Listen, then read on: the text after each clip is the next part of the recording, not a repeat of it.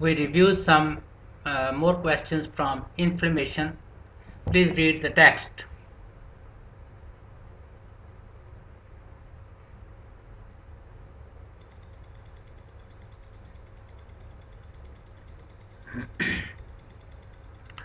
अब इसमें बताया ये गया है कि 56 ईयर ओल्ड मैन है जो कि जिसके जॉब पे सिलिका डस्ट वो इनहेल करता है और पिछले 6 साल से उसको इंक्रीजिंग डिस्निया है।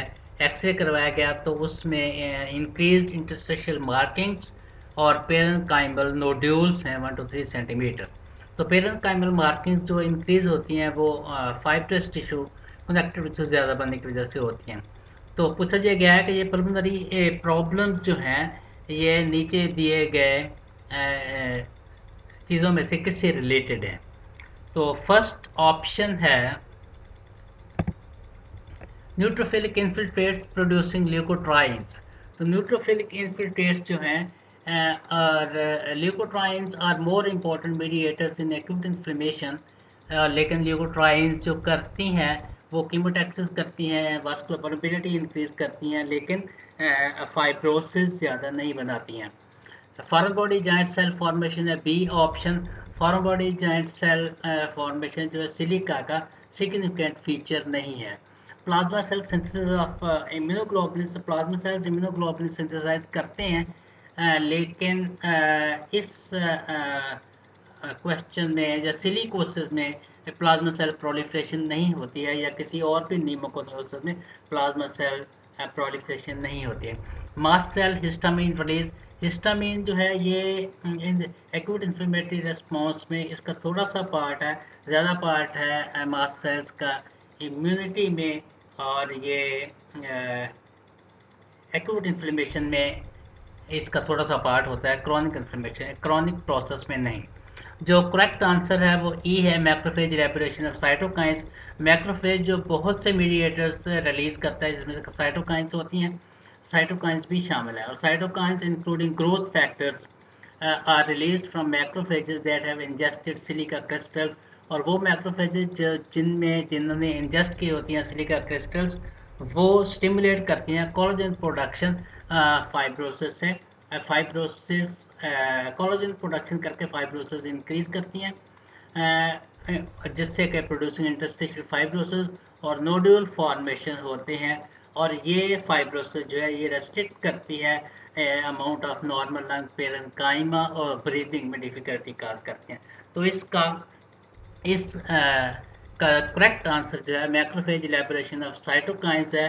साइटोकाइंस में ग्रोथ फैक्टर्स जो कि fibrosis growth fibroblast collagen production करते हैं बाय फाइब्रोब्लास्ट, यानी कि फाइब्रोसिस करते हैं, कनेक्टिव टिश्यू इंक्रीज करते हैं, जिससे लंग पेरेन्काइमा कम होता है, मार्किंग्स इंक्रीज होते हैं और ब्रीदिंग डिफिकल्टी होती है।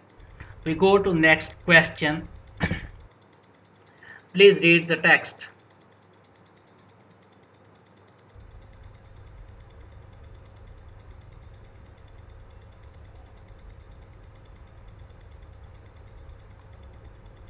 अब इसमें बताया गया है कि 43 ईयर ओल्ड वुमन है जिसमें कि क्रॉनिक कफ है, साथ में फीवर है, वेट लॉस है, और चेस्ट रेडियोग्राफ किया गया तो उसमें 1 to 4 centimetre in size, multiple nodules हैं जो कि और डेमोस्ट्रेट करते हैं कैविटेशन को in the upper lobe. In the upper lobe 1 to 4 centimetre nodule जो कि कैविटेशन करते हैं, कैविटेशन डेमोस्ट्रेट करते हैं। कैविटेशन क्या होती है मैं भी बताता हूँ इन द अपर लोब्स। और फिर इसके आगे ये बताया गया है कि sputum sample reveals the presence of acid fast bacilli. Acid fast bacilli क्या होते हैं?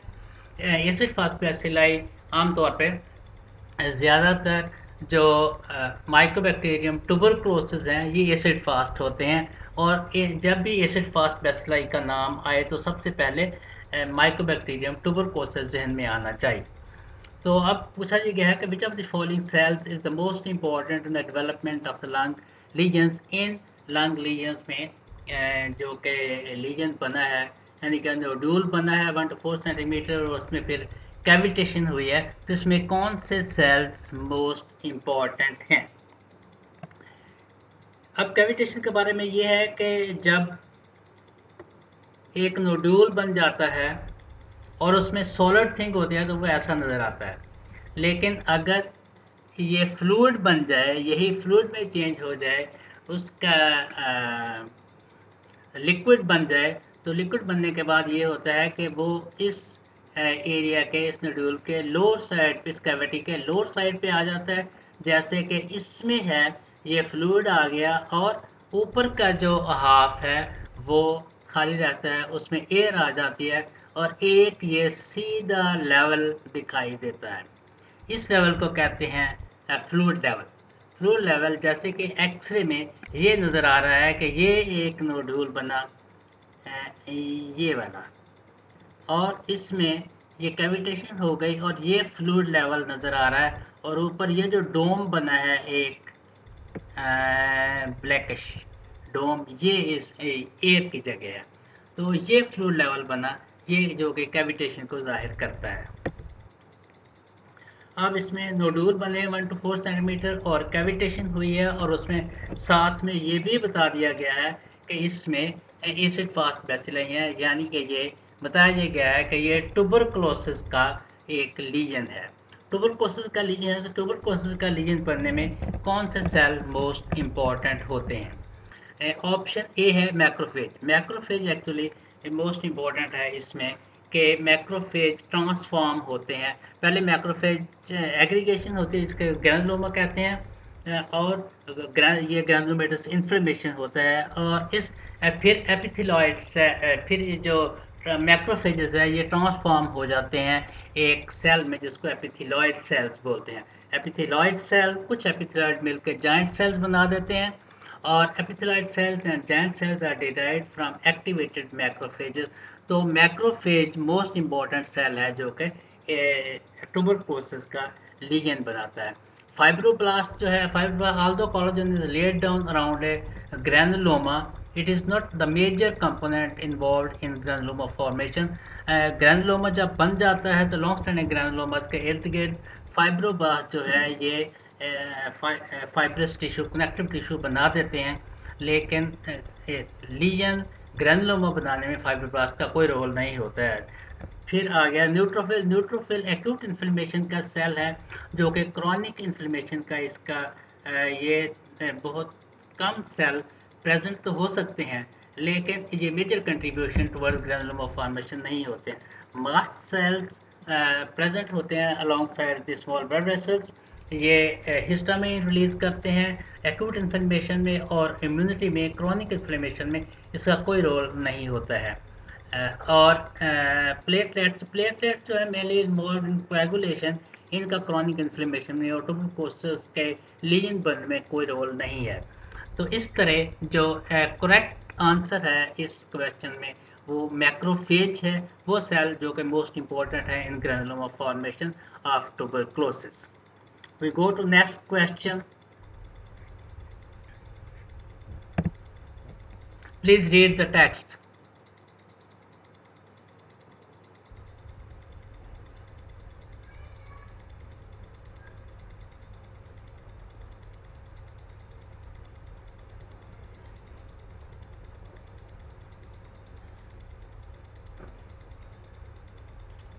अब इसमें बताया गया है कि 20-year-old मैन है जिसके 4 दिन से पेनफुल यूरिनेशन है, देखा गया, टेस्ट किया गया तो उसको यूरिथ्राइटिस है, और ऑर्गेनिज्म इन्वॉल्व है नेसरिया गनोरी।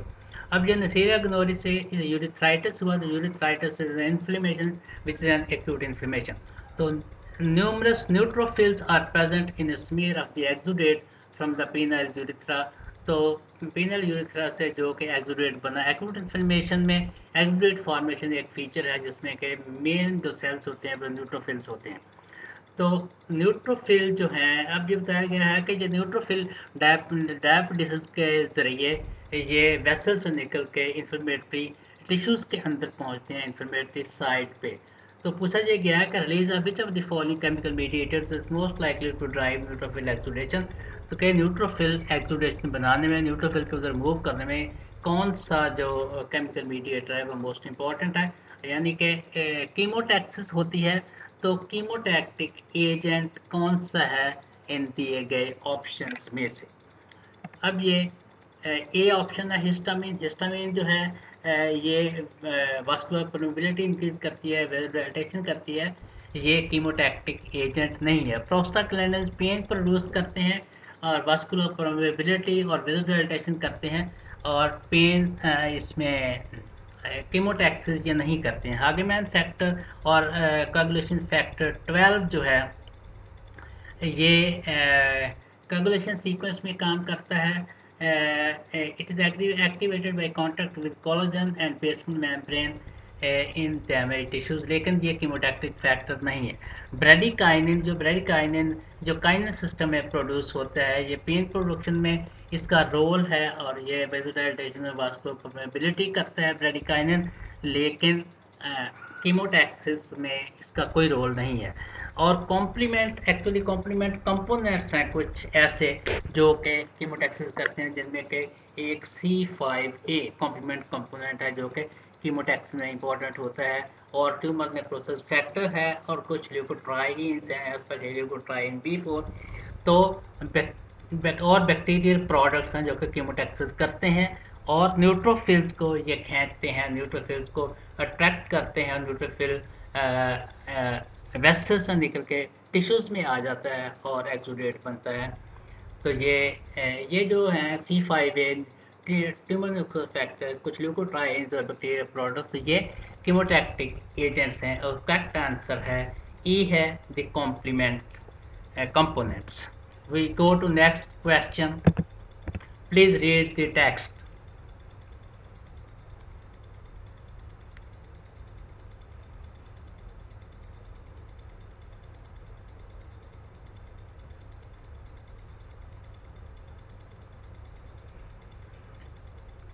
अब इस क्वेश्चन में ये है कि 51 ईयर ओल्ड मैन है जिसका के मायोकार्डियल इन्फाक्शन हुआ, उसके इन्वेस्टिगेशंस में, यानी कि एंजियोग्राम में, ये 2 सेंटीमीटर एरिया सर्कमफ्लेक्स आर्टरी जो है, लेफ्ट सर्कमफ्लेक्स आर्टरी, ये 2 सेंटीमीटर फ्रॉम इट्स ओरिजिन ये ब्लॉकेज मिली। अब ब्लॉकेज हुआ है तो ज़ाहिर है इन्फाक्शन हुआ तो ज़ाहिर है जो इस्कीमिक इन्फाक्शन है, जो कोगुलेटिव नेक्रोसिस होती है, तो जहाँ कोगुलेटिव नेक्रोसिस होगी फिर उसमें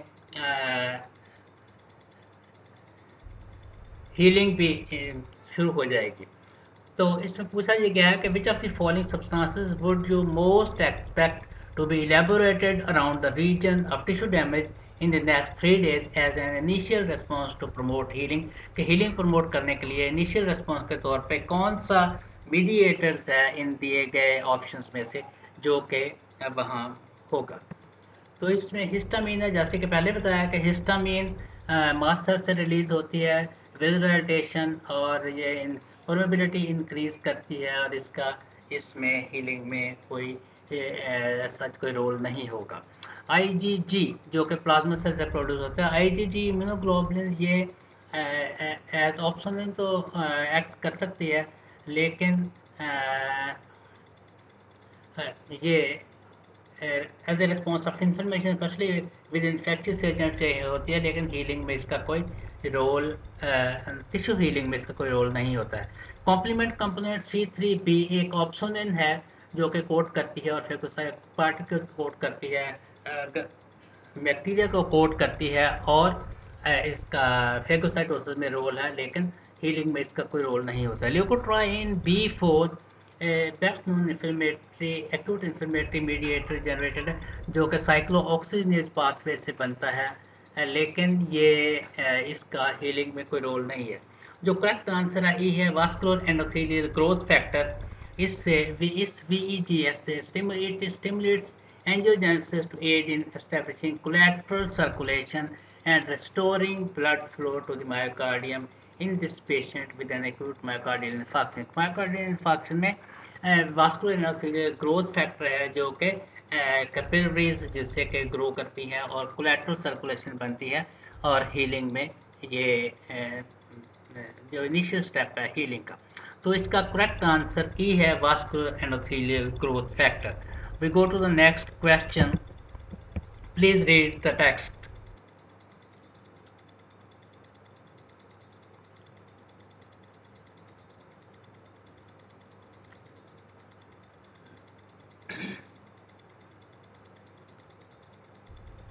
इसमें बताया ये गया है कि 94 ईयर ओल्ड वुमन है जिसको के फीवर हो रहा है, फीवर और cough just for the last 2 days, और उसमें ये कल्चर किया स्पुटम का तो स्टेफिलोकोकस ऑरियस उसके ऑर्गेनिजम्स मिले। अब ये यहाँ तक जो बताया गया है इसमें याद रखने की बात ये है कि ऑर्गेनिजम्स हैं, बैक्टीरिया हैं, और सिर्फ 2 दिन हुए हैं, यानी कि एक्यूट प्रोसेस होगा। एंटीबायोटिक उसको दिए गए हैं जो कि ठीक हो गया, लेकिन 2 वीक्स लेटर उसका जब एक्सरे किया गया तो उसमें एक कैविटी मिली जिसमें कि फ्लूइड लेवल होगा। Chest radiograph reveal 3 centimetre round density in the right lower lobe whose liquefied contents form a central air fluid level। तो ये जो एयर फ्लूइड लेवल है ये लोअर लोब में ट्यूबरकुलोसिस में जो कैविटीज़ बनती हैं आमतौर पे अपर लोब में बनती हैं, ये लोअर लोब में कैविटी बनी है और इसका ये फ्लूइड लेवल बन गया है। तो एक्यूट प्रोसेस में हुआ ये है कि इसको निमोनिया हुआ और वहाँ एक एब्सेस बन गया, और एब्सेस जो बन के लिक्विफाई हुई चीज़ें लिक्विफाई हुए हैं तो लिक्विड नीचे आ गया और ऊपर एयर रह गई, और इस तरह ये कैविटी में फ्लूइड लेवल नज़र आ गया। तो अब इसमें पूछा गया कि there are no surrounding infected, which of the following is the best description for this outcome of pneumonia. तो इस निमोनिया के इस आउटकम में जो बेस्ट डिस्क्रिप्शन इसकी कौन सी है? क्या एब्सेस फॉर्मेशन हुई है, रीजनरेशन हुई है, ब्रोंकोजेनिक कार्सिनोमा बना है, क्रॉनिक इन्फ्लेमेशन हुआ है, या ग्रैनुलोमेटस कैविटेशन बनी है? तो इसमें आंसर्स में पहला ऑप्शन है एब्सेस फॉर्मेशन। इसमें ये एक्यूट इन्फ्लेमेशन हुआ है जिसमें कि एब्सेस फॉर्मेशन बना है, कैविटी बनी है और उसमें लिक्विफैक्शन हुई है। तो the formation of a fluid filled cavity following an infection with staphylococcus aureus suggest that liquefactive necrosis has occurred. तो लिक्विफैक्टिव एब्सेस में जो सेल डेब्री होती है, न्यूट्रोफिल्स होते हैं, उनकी लिक्विफैक्टिव नेक्रोसिस हो गई और लिक्विड बन गया और cavity filled with tissue debris viable and dead neutrophils localised pus filled cavities are called abscesses. और ये पस फील्ड कैविटीज जो हैं ये एक्चुअली एब्सेस होता है। उसका करेक्ट आंसर है एब्सेस फॉर्मेशन। रीजनरेशन, लंग में रीजनरेशन अव्वल तो होती नहीं है, और दूसरा ये कि रीजनरेशन से ये कैविटी और इस तरह का फ्लूइड लेवल नहीं बनता है। Bronchogenic carcinoma neoplasia is not a sequence of acute inflammation, कि एक्यूट इन्फ्लेमेशन का सीक्वेंस कार्सिनोमा नहीं है। क्रॉनिक इन्फ्लेमेशन ये क्रॉनिक प्रोसेस है ही नहीं है, ये तो एक्यूट प्रोसेस है। 2 दिन की बात है, 2-3 दिन की बात है कि ये बना है और इसकी कैविटी फिर बाद में बनी है। तो ग्रैनुलोमेटस कैविटेशन जो है ये भी क्रॉनिक इन्फ्लेमेशन है। ये ग्रैनुलोमास में बड़ी कैविटीज़ बनती हैं, सेंट्रल केजियस नेक्रोसिस होती है जिससे सॉफ्टनिंग होती है और फ्लूइड कैविटीज़ बनती है। It takes months, not the days. Thank you.